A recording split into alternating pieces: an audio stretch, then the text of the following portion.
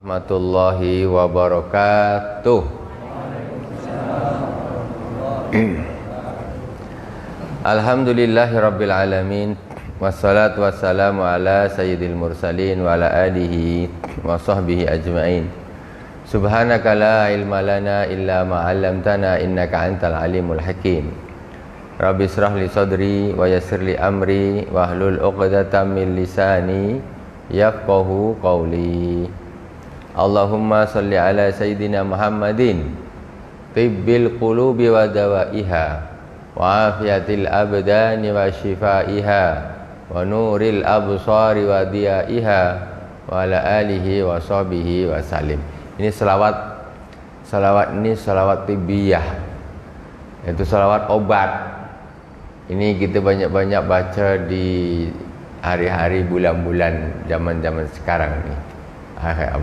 Di hari-hari wabah ini. Sebenarnya mau kita bilang wabah masih dalam tanda petik, karena yang namanya wabah itu siapa yang kena dipastikan hampir pastilah 99,999 mati. Itu wabah, penyakit yang sangat berbahaya, yang apabila kena sudahlah, banyak baca aja la ilaha illallah, la ilaha illallah, la ilaha illallah, la ilaha illallah, agar apa? Mati husnul khatimah. Itu namanya penyakit wabak taun. Penyakit taun itu isinya kalau kena mesti mati. Itu. Hanya Sayyidina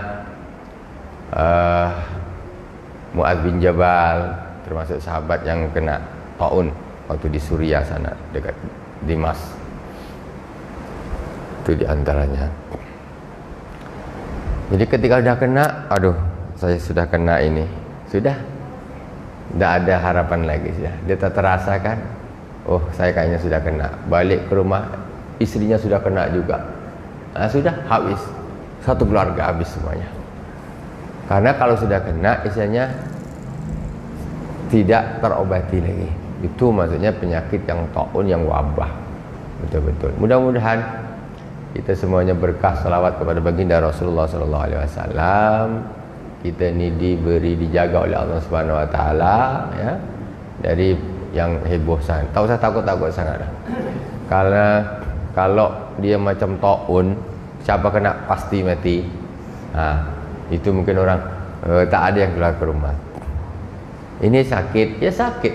Sakit ada. Cuma istilahnya ya, ketakutan kita ini berimbang lah, jangan terlalu berlebihan. Kalau kita ketemu kucing macam mana, kita ketemu harimau macam mana, itu maksudnya tuh. Kita ketemu kucing hutan macam mana, kita ketemu singa macam mana, kita ketemu anjing biasa macam mana, ketemu anjing herder macam mana. Jadi sikap kita ini disesuaikan dengan apa-apa yang kita hadapi. Apalagi kita ini orang-orang yang beriman. Di zaman waktu wabah taun itu, Sayyidina Mu'adz bin Jabal, ketika beliau ini sebelum beliau ini terkena, beliau itu diberi tugas untuk memang menjadi imam pada waktu itu. Hanya setelah dia kena, kemudian dia balik, keluarganya kena, sampai akhirnya meninggal semuanya. Itu diantaranya. Kalau itu memang betul-betul luar biasa, taun itu luar biasa. Jadi berbahayanya luar biasa. Kita menghadapi COVID-19 corona ini, itulah tadi, memang ada, tetapi kita harus juga di samping waspada juga harus ya tawakal sama Allah Subhanahu wa taala, biar hati tetap tenang. Hati tetap tenang aja, Pak. Tak usah susah, tenang, bawa tenang. Lah tenang. Orang kalau dia bawa susah tambah cepat mati. Tambah cepat mati. Orang dikira yang sakit macam-macam tuh, Bu, tak sembuh, tak ini, asam lambung, asam apa, asam pedas, macam-macam. Penyakit macam-macam punya. Itu kenapa? Nih, dari pikiran dia. Pikiran macam-macam, akhirnya kena jantung. Pikiran macam-macam, kena ini. Dari ini ya, dari pikiran. Itu. Nah, jaga pikiran. Tetap fresh, optimis. Optimis. Maksudnya nih, jangan ketakutan yang berlebihan. Bukan kita nih bilang bohong. Tak ada, memang ada. Ya benar ada. Tak. Cuma cara mensikapinya saja. Oke, kita lanjutkan lagi. Biarlah kita sekarang kembali. Ketika orang lain sibuk, kebanyakan orang sibuk membahas penyakit zahir, mari kita sama-sama membahas penyakit batin. Membahas penyakit batin. Coba orang nih mencegah penyakit batin itu macam dia mencegah corona secara nasional, internasional. Penyakit batin satu, penyakit apa namanya ini, zalim, korupsi, manipulasi, dan ini dicegah habis-habisan. Coba. Padahal yang bikin merasa sombong dan sebagainya, itu yang mengantarkan orang masuk neraka. Tapi orang santai-santai saja. Tidak ada gerakan kita mencegah penyakit hati besar-besaran. Kalau para pejabat, para pemerintah, orangnya hatinya bersih-bersih semua, iman, takwa, aduh, makmur negara nih, makmur. Itu masalahnya. Jadi ketika hati-hati itu belum lillahi ta'ala, masih karena dunia, masih karena pangkat, masih karena duit, susah negeri ini nak jadi negeri yang sejahtera. Susah. Karena ketika seorang menjabat itu tidak lepas daripada target pribadi, ingin jadi orang kaya, ya kan? Ingin jadi orang kaya. Anda jadi pejabat maksudnya Anda apa? Secara jujur. Ya, supaya pendapatan meningkatlah, ya kan? Dapat mobil dinas, enaklah, gaji besar. Jadi target-target duniawi. Ketika orang sudah pakai target-target yang ukhrawi, target akhirat, insya Allah rakyat akan sejahtera. Dia tidak mementingkan kepentingan pribadinya, meninggalkan atau menomor berapakan kepentingan yang umum. Yang penting kocek dia penuh, sudah selesai. Rakyat nak dapat duit, tak dapat duit, terserah. Inilah susah. Penat-penat kita milih dia orang. Ternyata kita pula jadi korban. Yang tak milih dia, ya, yang tak milih dia disokong. Yang kita milih dia kena tindas jadinya. Malah belain-belain sana. Emang sana berapa orang saja? Paling 9 orang, ya kan? Kita 250 jutaan. Yang milih sekitar berapa, gitu kan? Itu yang milih. Ternyata mereka, wallahu a'lam, entahlah. Kita pasrahkan kepada Allah Subhanahu wa ta'ala. Kita kembali kepada kitab Risalah Al-Mu'awanah. Pertama kita hadiah Fatihah kepada guru-guru kita, khususnya Abu Ya Said Muhammad bin Alwi Al-Malik Al-Hasani, dan khususnya kepada pengarang penulis kitab Risalah Al-Mu'awanah Al-Habib As-Sayyid Al-Imam Sayyid Abdullah bin Alwi Al-Haddad amaddanallahu bimadadihim wa fadal ilmi barakatihim wa anwarihim wa ulumihim fid dini wa dunya wal akhirati bi sirril Fatihah. A'udzu billahi minasy syaithanir rajim. Bismillahirrahmanirrahim. Alhamdulillahi rabbil alamin. Ar-Rahmanir Rahim. Maliki yaumiddin. Iyyaka na'budu wa iyyaka nasta'in. Ihdinas siratal mustaqim. siratal ladzina an'amta 'alaihim ghairil maghdubi 'alaihim waladdallin. Amin. Bismillahirrahmanirrahim. Qala al-Imam As-Sayyid Abdullah bin Alwi Al-Haddad, fasal tentang muraqabah. Ila anqal summa innahu inthara min qalbika inda istish'arika anna Allah yaraka hayaan minhu yamnauka an mukhalafatihi wa yahmiluka ala tashmiri fi ta'atihi fa indaka syai'un min haqa'iqil muraqabah. Terus kata beliau, kemarin kita sudah bahas tentang muraqabah. Kata beliau, seandainya di hatimu ada satu perasaan malu bahwa sesungguhnya Allah Subhanahu wa taala melihatmu,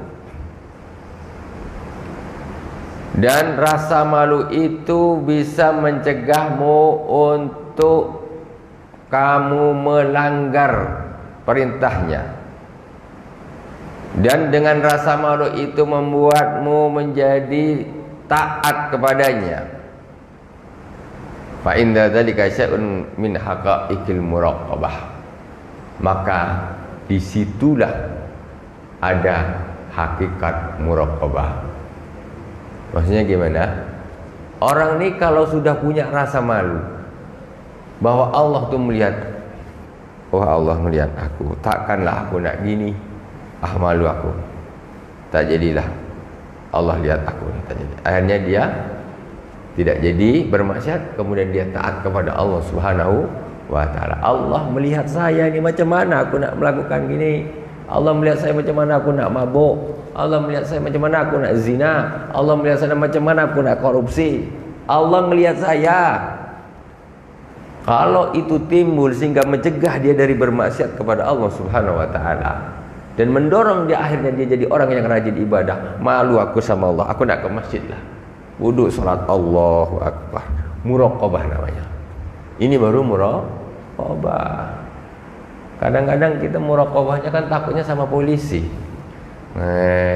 Tengok, ada tak polisi? Tak bawa helm, tak bawa masker sekarang. Tambah satu lagi. Jadi takutnya ni atas muraqabahnya manusia. Apa tuh muraqabah, ibu-ibu, bapak-bapak? Kalau di dalam hati kita ini ada rasa malu bahwa Allah selalu melihat kita dan kita tidak berani melakukan kemaksiatan karena malu sama Allah. Memang betul-betul kita dilihat gini. Justru lihatnya manusia itu tidak sedetail lihatnya Allah Subhanahu wa taala. Orang nak nyuri, maling kenapa tak jadi nyuri? Coba, apa sebab? Apa sebab maling tak jadi nyuri, Bang? Sebab apa? Ada pegawai sekarang jaga ada tak di sini? Penjaga sis kamling ada tak? Tak ada sini. Aman, tak ada maling sini. Maling tu biasanya kalau tak jadi nyuri, kalau nampak orang kan gitu. Sekarang penglihatan orang dengan penglihatan Allah Subhanahu wa taala mana yang lebih detail? Orang kalau ada orang lari, paling nampak belakangnya aja gini. Entah aku nampak dia pakai ini, tapi tak tahu siapa. Padahal tetangga dia tak tahu dia. Tak tahu. Siapa? Tengok. Tetangga tak tahu. Tapi Allah Subhanahu wa taala, penglihatan Allah itu jauh lebih detail, tapi kita lebih malu kepada manusia, lebih takut kepada manusia. Itu masalahnya. Kalau Allah melihat bukan cuma siapa orangnya, sampai ke hati-hatinya, dalamnya, paling dalamnya tahu. Kapan besok nak nyuri rumah siapa, besok rumah siapa, apa, udah ada, belum pergi, Allah sudah tahu. Jadi malu. Begitu dia nak dekat-dekat rumah orang, astagfirullahaladzim. Tuan rumah memang sedang tidur, tetangga pun tak ada, tidur semua, tukang jaga pun tak ada, sis kamling tak ada sini, aman. Baru dia ingat sama Allah, astagfirullahaladzim, Allah melihat saya. Ini namanya maling muraqabah. Tak jadi dibuang. Aku nak ke masjid, taubat lillahi ta'ala. Kenapa maling mencuri? Karena lupa sama Allah. Tuh dia. Karena dia tidak muraqabah. Itu sebabnya tuh. Coba dia merasa bahwa Allah tuh melihat itu seperti Pak Satpol PP ngelihat saya.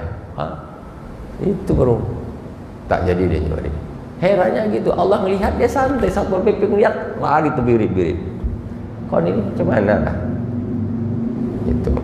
Itu definisi muraqabah. Ini tasawuf. Namanya tasawuf atau bahasa lainnya al-ihsan. Ketika malaikat Jibril tanya kepada Rasulullah tentang Islam, tentang iman, kemudian yang ketiga tentang ihsan, apa kata Rasulullah? Anta'budallaha ka'annaka tarahu, fa illam takun tarahu fa innahu yaraka. Yang namanya ihsan itu engkau menyembah Allah seolah-olah engkau melihatnya. Tengok, salat seolah-olah melihat. Salat seolah-olah kita melihat Allah gitu. Macam mana coba? Ya gitu. Memang harus gitu. Ini tak salat Allah Akbar, tembok aja nampak dia. Tembok. Ini salat tembok aja. Jadi salat ni seolah-olah kita ni seolah-olah ni kita melihat Allah. Jangan perasaan kita depan saja tembok. Sudahlah tembok lah. Ya kan? Tembok. Ini berarti tidak ada muraqabah salatnya. Murni fikih. Murni fikih saja. Jadi orang ni apa? Ketika orang betul-betul khusyuk, dikatakan para sahabat, tanda-tanda orang yang salatnya tu khusyuk. Allah, malu kita kalau ngaji kitabnya orang-orang para aulia, orang-orang soleh ni malu. Ngajinya boleh, tapi prakteknya susah. Malu kita dibilangnya. Macam kitab Al-Hikam dan sebagainya. Nak diteruskan tambah berat, malu ni berhenti dulu lah. Orang khusyuk solat tu kata orang-orang soleh, tanda-tandanya ketika dia tidak tahu siapa yang berdiri di sebelah kanan dan sebelah kirinya. Habis solat, Assalamualaikum warahmatullahi, Assalamualaikum warahmatullahi. Konsentrasi, ini orang yang dah pergi dulu balik tu tanya, tadi yang salat sebelah engkau siapa? Entah, tak tahu. Tak konsen saya sama yang sini. Saya tak konsen sama ni. Saya konsen sama Allah Subhanahu wa ta'ala. Benar tak? Kita konsen dia kan kita sama orang kanan, kiri, depan, belakang siapa ni? Konsentrasinya ke sana. Depan tembok. Dah konsentrasi sama tembok. Nah begitu. Anta'budallaha ka'annaka tarahu. Engkau sembah Allah seolah-olah engkau melihatnya. Salatlah seolah-olah melihat Allah. Itu akan berbeda dengan salat cuma lihat tembok. Tetap beda, enggak akan sama itu. Walaupun kita tidak bisa melihat, fa illam takun tarahu fa innahu yaraka. Kalau engkau tidak bisa melihat Allah, tapi Allah itu jelas melihat kita. Gitu. Ibaratnya contohlah sekarang umpamanya ada raja duduk di sini, raja. Ini semua rakyatnya semuanya. Perasaannya macam mana kalau betul-betul berhadapan di depan raja? Tak berani, macam-macam. Ada semua luar biasa. Karena ada di situ dan kita tahu raja itu sedang melihat kita. Kok ngapa duduk yang bagus? Jangan raja duduk depan hakim pengadilan tak berani, macam-macam duduk sana sikit, baik duduk yang betul, takut dia. Itu karena kita tahu dia ada dan melihat kita. Begitulah. Jadi itu namanya ihsan atau bahasa lainnya muraqabah. Jadi tasawuf itu isinya macam gini. Ini isi tasawuf. Jadi jangan bilang tasawuf itu apa itu bid'ah. Terus sholat itu apa? Sholat itu apakah sholat itu cuma fikih saja? Bagaimana seorang sahabat yang kena panah, kemudian waktu itu enggak ada bius, katanya tunggu aku sholat dulu. Aku sholat 2 rakaat. Waktu aku sholat cabut panahku. Hanya sholat Allahu Akbar, sholat. Waktu di sholat itu dicabut panahnya. Panah itu kan begini, nyangkut daging, nyangkut bila masuk ke dalam. Kita assalamualaikum warahmatullah, assalamualaikum warahmatullah. Panah aku tak dicabut, udah dicabut belum? Tak tahu dia kalau panah itu sudah dicabut. Dikira belum, tidak terasa. Coba kalau solatnya cuma syariat fikih saja. Itu pakai terlalu, aduh, apa solat ni? Kok macam mana? Solat ada pula. Karena solatnya cuma syariat aja. Baca Fatihahnya syariat, rukuknya syariat, sujudnya syariat. Apa sujud syariat itu? Taruh jidat dekat tempat sujud. Dah. Kenapa? Memang syaratnya ini harus nempel, ini nempel, tak boleh kena tertutup kain gini, tak boleh. Lutut nempel, ini kaki nempel. 7 tulang harus nempel ke sini. Dah nempel semua dah? Selesai? Dah sah. Allahu Akbar. Pada maksudnya ni apa maksudnya? Sujud ini kan anta'budallah ka'annaka tarahu. Kau sembah Allah seolah kau melihatnya. Macam mana? Kita ni sujud ke siapa coba? Sujud ke Allah. Bukan hanya sekedar nempelkan jidat di sini. Tak nyambung jadinya, ya kan? Tak nyambung. Makanya ketika kita sujud ya situ Allahu Akbar, kita sujud. Memang di situ kita ya harus istighdar. Harus kita ini memang berasa bahwa kita sekarang sedang berada di hadapan Allah dan sedang sujud kepada Allah Subhanahu wa taala. Bukan hanya sekedar sujud di atas sejadah saja. Bukan menempelkan dahinya saja ke sini, dah selesai. Tidak begitu. Ini anta'budallah ka'annaka tarahu. Itu Nabi loh yang ngajarin. Jadi memang kita nyembah Allah ini seolah-olah kita ini bisa melihat Allah. Salat kita, waktu salat ini kita bisa melihat Allah. Itu yang bisa mengantarkan orang kepada kekhusyuan. Salah satunya, belum semua nih. Imam Ghazali memberi syarat 6 syarat orang untuk mencapai kekhusyuan di dalam salat. Dalam kitab Ihya Ulumuddin. Ini belum khatam lagi. Ihya-nya nanti. Ini belum khatam. Salah satunya macam itu. Jadi ada muraqabah. Jadi merasa kita ini memang betul-betul ada di hadapan Allah Subhanahu wa taala. Terus ada lagi harus tadabbur. Bacaan apa yang kita baca nih kita harus faham artinya semua macam-macam. Ada takzim di situ, ada hayak di situ, malu, takzim di situ, ada rojak di situ. Itu diantaranya. Jadi memang betul-betul kita nih salat itu memang betul-betul laporan sama Allah Subhanahu wa taala. Laporan pagi habis bangun tidur lapor sama Allah. Apa bahasa yang lebih keren lagi tuh?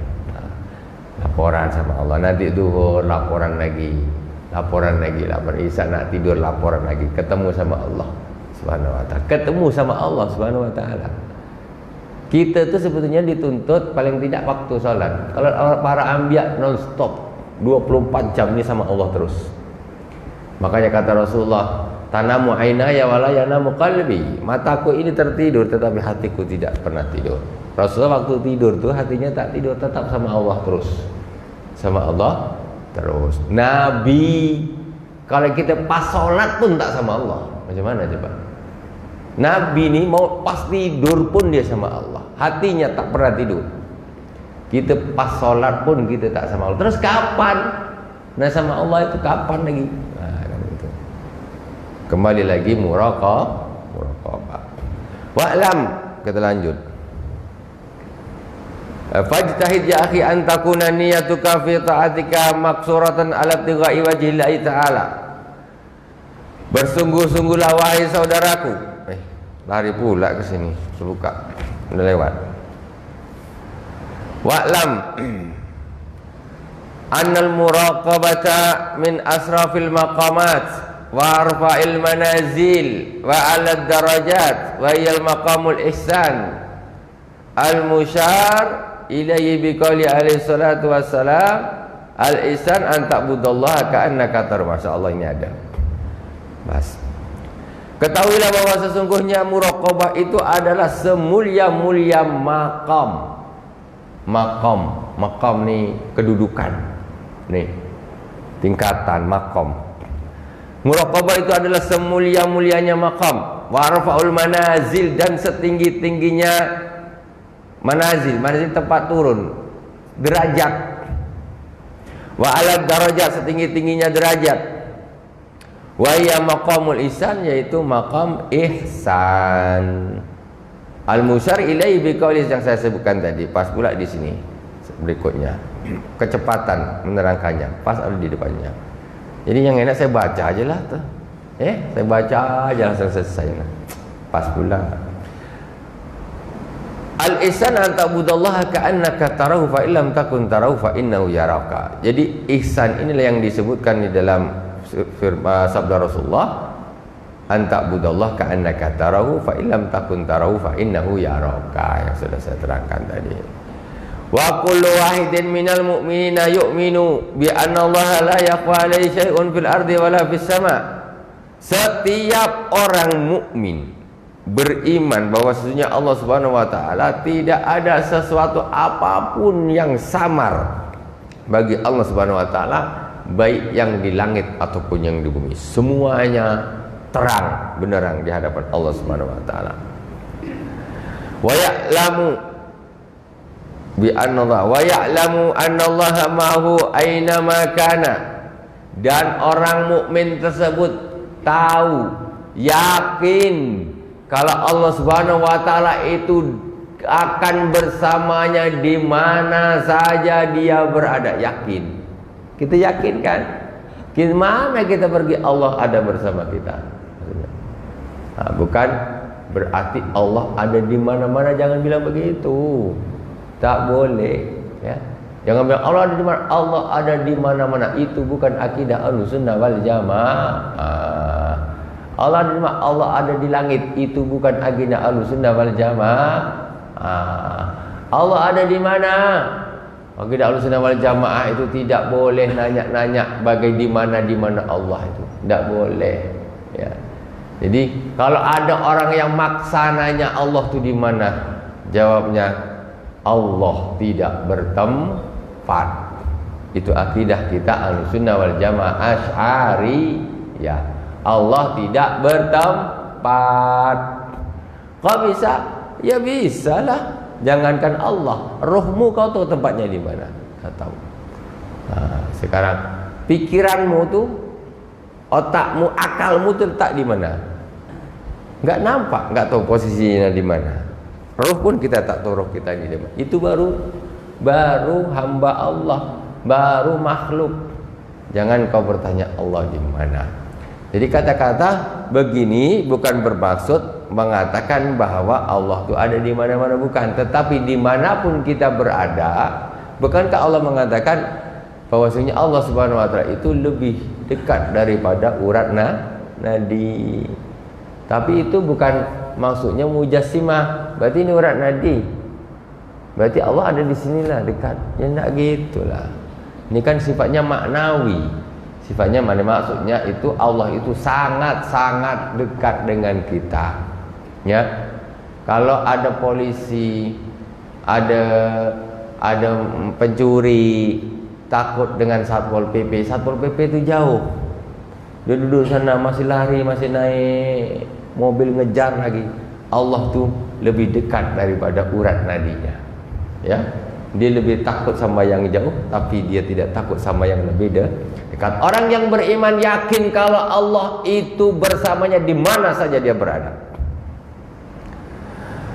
La yakhfa alayhi syai'un min harakati wa sakanati. Tidak ada yang tidak diketahui oleh Allah Subhanahu wa taala dari semua harakat, pergerakan, gerak orang beriman nih, semuanya Allah tahu.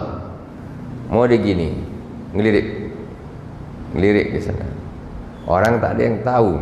Atau dia gini, dia ngelirik sana. Orang tak ada yang tahu. Tapi Allah tahu. Segerak kecil gerak apapun Allah itu tahu. Yakin, orang beriman itu harus yakin macam gitu. Lah terus kalau dah yakin gitu, macam mana dia nak gerakkan tangannya ngambil duit orang? Dia macam mana dia nak gerakkan pulpennya tanda tangan yang bukan haknya? Dia nak motong yang bukan haknya. Macam mana? Engkau di mana imanmu kepada Allah Subhanahu wa taala? masalah.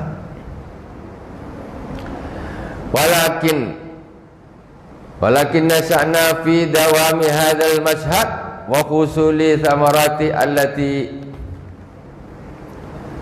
aqalluha alla ya'mala fima bainahu wa bainallah amalan yastahi ayyarahu alaihi rajulun minas salihin. Nah, tetapi yang repot tuh apa? Kalau ditanya Allah tuh ketika engkau kemana-mana, Allah tuh tahu tak tahu? Engkau melakukan apa-apa, Allah tuh tahu, Allah tuh lihat. Tetapi yang repot bukan itunya. Yang repot itu dawam hadzal masyhad wa usulil samrati. Maksudnya perasaan ini yang terus ada di dalam hati dan berbuah, maksudnya nih. Artinya apa? Kalau engkau tahu kalau engkau mabuk nih, Allah kenapa? Tahu, tapi tambah lagi segelas, tambah lagi, isi lagi. Bukan lagi kaleng baru. Engkau tahu kalau engkau mabuk nih, Allah nampak? Tahu, yakin. Apa artinya? Enggak ada artinya. Ini yang susah itunya. Kalau orang ditanya, percaya kamu Allah tuh tahu nampak? Percaya. Tapi kenapa kau maksiat? Bingung dia nak jawab. Macam mana? Buahnya ini yang susah. Buahnya ini yang susah. Nah, sekarang oke lah kalau memang begitu susah, minimal kata saya di sini, aqalluha alla ya'mala fi ma bainahu wa bainallah amalan yasahi ayyarahu alaihi rajulun minas salih. Minimal dia tidak melakukan hal-hal yang dilarang oleh Allah Subhanahu wa taala. Dia meninggalkan hal-hal yang dilarang oleh Allah Subhanahu wa taala itu karena dia malu dengan seorang yang soleh. Dia tak mabuk. Ada Pak Ustaz, bunyikan. Ada Pak Ustaz. Dia tak minum mabuk tuh. Kenapa? Malu sama seorang soleh. Ini minimal. Kalau memang aku tak minumlah, malu sama Allah. Gini nih, tak mabuk, malu sama Allah. Ini muraqabah luar biasa. Tapi kan susah macam ini. Kalau tanya Allah nampak, nampak. Tapi kenapa kau minum? Diamlah. Tapi ketika ada ustaz lewat, sembunyikan. Ini minimal. Tapi kalau dah ustaz lewat, ustaz silakan, bismillah. Waduh, kata dia kacau nih budanya, ada ustaz lewat, dibiarkan dia cuek aja. Ini orang luar biasa. Ya, karena ikon seorang saleh itu menjadi semacam wakil, ya, wakil daripada muraqabah itu tadi. Kalau dia muraqabahnya tidak langsung kepada Allah Subhanahu wa taala, maka orang yang saleh, banyak para nabi, terus ulama ini sebagai ikon untuk yang bisa menghubungkan dia dengan Allah Subhanahu wa taala. Paling tidak gitu. Ini sudah sama ustaz, sama orang soleh pun dah tak malu lagi masyarakat. Apa nak jadi orang seperti ini? Tak tahulah. Beruntunglah kalau masih punya rasa malu di depan orang soleh. Itu minimal. Wa hadza azizun wa ma wara'ahu a'azzu minhu ila ay yasira al-'abdu fi akhir al-amri mustaghriqan billahi ta'ala wa faniyan amala siwahu qad ghaba 'anil khalqi bi sudil haqqi wal tahaqqa bi maq'adi sidqin inda malikin muqtadir. Nah, apa namanya, hal-hal yang seperti ini itu sudah langka maksudnya udah. Orang yang dia malu bermaksiat di hadapan orang soleh ini lumayan banyak, lumayan. Tapi ada memang dah tak ngaruh dah. Mau siapa kayak tak malu dia. Tapi ada yang ngaruh. Kalau ada orang soleh, ada kiai, ada apa, dia tidak bermaksiat. Kemudian orang yang apa namanya ini tadi, Muraqabah. Muraqabahnya tetapi yaitu tadi setengah-setengah. Tidak full, dawam ala dawam. Itu sudah jarang. Muraqabah waktu sholat, waktu ibadah, muraqabah waktu-waktu khusus dia ingat Allah, waktu khusus inna Allah. Itu pun sudah jarang orang seperti ini. Lebih jarang lagi seorang hamba yang semua urusannya mustaghriqan. Mustaghriqan tenggelam. Billahi ta'ala. Maksudnya dia memang betul-betul tenggelam di dalam muraqabah Allah Subhanahu wa taala. Jadi semuanya lagi duduk gini Allah melihat. Macam Bang Tasrim lihat saya gitulah. Jadi memang betul-betul tak bisa. Memang enggak pernah lepas dari Allah Subhanahu wa taala. Aku ngambil gelas gini kok. Kau ngambil gini. Allah lihat sebelah kiri pula, sebelah kanan. Terus nyambung nih. Nak minum tak baca bismillah. Allah nanti dengar saya tak baca bismillah. Bismillahirrahmanirrahim. Minum dulu. Taruh pelan-pelan Allah lihat. Terus tak pernah lepas dari Allah Subhanahu wa taala. Nak berdiri ke sana, nak wuduk, nak ibadah, nak balik, nak tidur gini. Oh, aku tidur nanti gini. Berzikirlah sama Allah. Terus tidak pernah lepas. Ini luar biasa. Jam berapa nih? Habis. Itu jam 2. Alhamdulillah rabbil alamin. Alhamdulillah rabbil alamin. Bab muraqabah selesai. Insyaallah pekan depan kita masuk kepada bab islah sarirah, membaguskan hati. Ya, baguskan hati. Kita iman dikuatkan sudah kemarin. Terus niat, mengikhlaskan niat sudah. Terus muraqabah selalu dipantau oleh Allah Subhanahu wa taala sudah. Ke depan namanya islahus sarirah, yaitu memperbaiki hati. Mudah-mudahan Allah Subhanahu wa taala memberikan kita taufik hidayah dan inayahnya agar kita dipilih menjadi hamba-hamba yang salihin, juga semua keturunan dan keluarga kita. Subhanakallahumma wa bihamdika asyhadu an la ilaha illa anta astaghfiruka wa atubu ilaik. Wa sallallahu ala sayyidina Muhammadin wa ala alihi wa sahbihi wa baraka wa sallam. Alhamdulillahirabbil alamin. Wassalamualaikum warahmatullahi wabarakatuh.